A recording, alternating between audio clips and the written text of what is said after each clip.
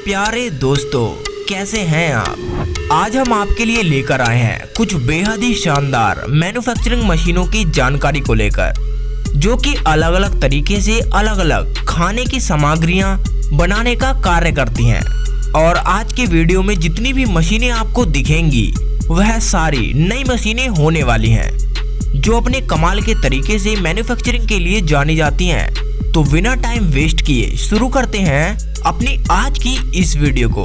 Video के अंत तक बने रहना अगर आप भी इन कमाल की मैन्युफैक्चरिंग मशीनों को देखना चाहते हैं। तो शुरुआत करते हैं चिकन कबाब मेकिंग मशीन से। दोस्तों, लॉकडाउन में और इस कोरोना महामारी के चलते चिकन कबाब की याद तो आपको भी आ रही होगी, बट क्या करें, खा नहीं सकते, नहीं तो जिंदगी से हाथ धोना पड़ जाएगा। चलो कोई बात नहीं, आपको दिखाते हैं चिकन कबाब मेकिंग प्रोसेस को, जिसे देखकर आपके दिल को तो शांति मिलेगी ही, चाहे जुबान को मिले या ना मिले।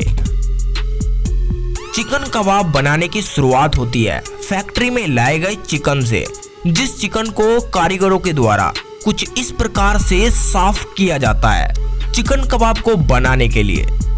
और जब यह मुर्गियां अच्छी तरह से साफ हो जाती हैं तो इनको ट्रे से निकालकर कन्वेयर बेल्ट के द्वारा आगे ले जाया जाता है, जहां यह कारीगर इन मुर्गियों को आगे लगी स्वचालित कन्वेयर बेल्ट में लटका देते हैं और आगे इन मुर्गियों के बीच में से दो फाड़ कर लिए जाते हैं और फिर इन मुर्गियों को वर्करों के आगे कन्वेयर बेल्ट पर रख दिया जाता है।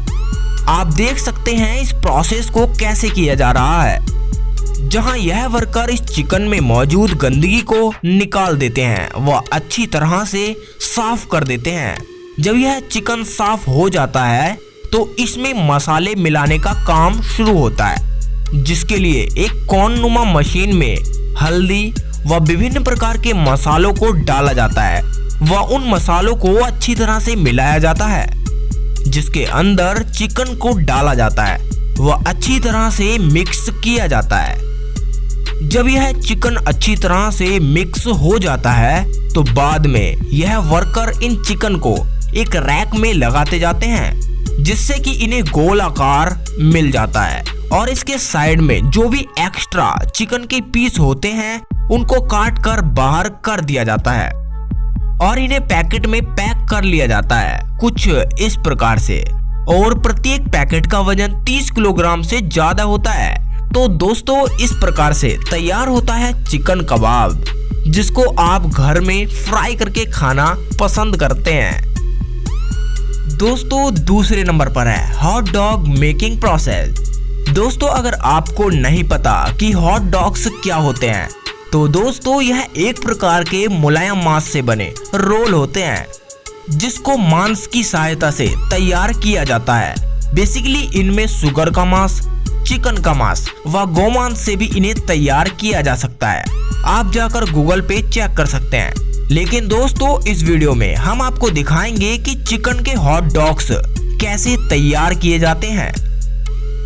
दोस्तों, चिकन हॉट डॉग को बनाने के लिए हमें जरूरत पड़ती है एक मुलायम चिकन की, जैसा अभी आपने देखा था कि कैसे चिकन कबाब बनाया गया था।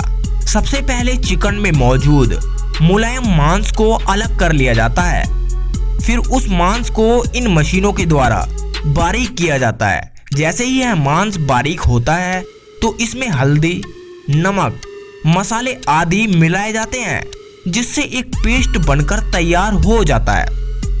आप देख सकते हैं कि यह पेस्ट देखने में कैसा लगता है। फिर इन मांस को प्लास्टिक की पन्नी में कुछ इस प्रकार से भरा जाता है। अब यहाँ से कई प्रोसेस होती हैं। पहली प्रोसेस में इसको गर्म किया जाता है व पहले लगाई पन्नी को हटा दिया जाता है और इनको दूसरे पैकेट में पैक करके मार्केट में भेजा जाता है। देख सकते हैं यह प्रोसेस कैसे की जाती है। और वहीं दूसरी प्रोसेस में एक तरफ पन्नी में ऐसे ही इनको गर्म करके भी मार्केट में बेचा जाता है। तो दोस्तों, कुछ इस प्रकार से तैयार होते हैं आपके चिकन हॉट डॉग्स। आपने इन्हें खाया है या नहीं, हमें जरूर बताएं। दोस्तों तीसरे नंबर पर है Prince Polo chocolate making process.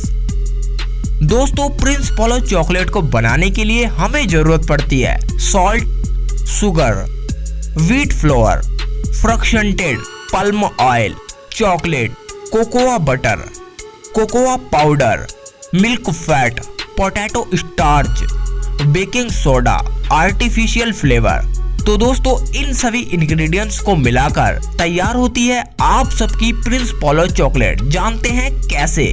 दोस्तों सबसे पहले व्हीट फ्लोर यानी आटे में बेकिंग सोडा को डालकर एक शीट को तैयार किया जाता है जो कि सफेद कलर में होती है। आपने देखा होगा, अगर आपने यह चॉकलेट खाई होगी तो इसके अंदर 3 लेयर्स लगी होती हैं। वह 3 लेयर में किसी में चॉकलेट, किसी में क्रीम आदि को डाला जाता है। यह प्रक्रिया कैसे होती है चलिए आपको दिखाते हैं। दोस्तों जब लंबी लंबी पट्टियां बन जाती हैं तो उनके ऊपर कोको पाउडर के पेस्ट को डाला जाता है। एक शीट में कोकोआ पाउडर व दूसरी शीट में व्हाइट क्रीम को डालकर दोनों को आपस में जोड़ा जाता है। और दोस्तों इन शीट की लंबाई 1 फुट तक होती है। एक बार कोकोआ पाउडर से तो दूसरी बार क्रीम के पेस्ट से इनको गुजारा जाता है और आगे लगी यह मशीन इनको बराबर साइज में काट देती है। अब आता है फाइनल स्टेप जिसमें इस पूरी चॉकलेट के ऊपर कोकोआ बटर को डाला जाता है जिसके अंदर पहले से ही शुगर मिला होता है, जिससे यह कोकोआ बटर काफी ज्यादा मीठा और स्वादिष्ट बन जाता है। जैसे यह कोकोआ बटर इन पर डलता रहता है यह चॉकलेट्स आगे जाती रहती हैं। और दोस्तों यह पेस्ट बहुत ही ज्यादा मीठा होता है जिसे देखकर मुंह में पानी आ ही जाता है। अगले स्टेप में इन्हें एक हीटिंग चैम्बर से गुजारकर इनको पहुंचा दिया जाता है पैकेजिंग लाइन में, जहां इन चॉकलेट को बारी बारी से पैकिंग कर लिया जाता है और डब्बों में भरकर आगे भेज दिया जाता है, जहां से ऑटोमेटिकली यह पैक होते रहते हैं मशीनों के द्वारा और यह भरकर इन्हें उठाकर बाहर रख देते हैं। तो दोस्तों ऐसे तैयार होती है प्रिंस पोलो चॉकलेट। नंबर 4 पर है पीनट बटर मेकिंग प्रोसेस। दोस्तों पीनट बटर शायद आपने यह पहली बार सुना होगा कि मूंगफली का भी बटर तैयार किया जाता है। जी हाँ, यह बात बिल्कुल सत्य है कि मूंगफली से भी बटर तैयार किया जाता है। कैसे? चलिए आपको इस वीडियो में अच्छी तरह से दिखाते हैं और बताते हैं। पीनट बटर को प्रोटीन सब्स्टिट्यूट के रूप में खाया जाता है। दोस्तों सबसे पहले पीनट्स यानी मूंगफली के दानों को बाहर निकाला जाता है। पीनट बटर बनाने के लिए इसमें कच्ची मूंगफली के दानों का प्रयोग किया जाता है, जिनको इस मशीन में रोस्टिंग के लिए डाला जाता है। दोस्तों मैं आपको बता दूं आपके जीके के लिए कि 500 ग्राम पीनट बटर बनाने के लिए हमें 1100 के लगभग मूंगफली के दानों की आवश्यकता होती है। जैसे ही इन मूंगफली को इस मशीन में डालते हैं तो यह कन्वेयर बेल्ट के सहारे आगे रोस्टर में जाकर गिर जाती है। दोस्तों मैं आपको बता दूं कि यह मशीन 1 घंटे के अंदर 3500 किलोग्राम पीनट बटर बनाने की शक्ति रखती है यह मशीन। वैसे इस मशीन के अंदर पीनट बटर के ऊपर जो छिलका होता है उसको गर्म करके उतार लिया जाता है और इस प्रोसेस को आप देख सकते हो कि यह कैसे होती है।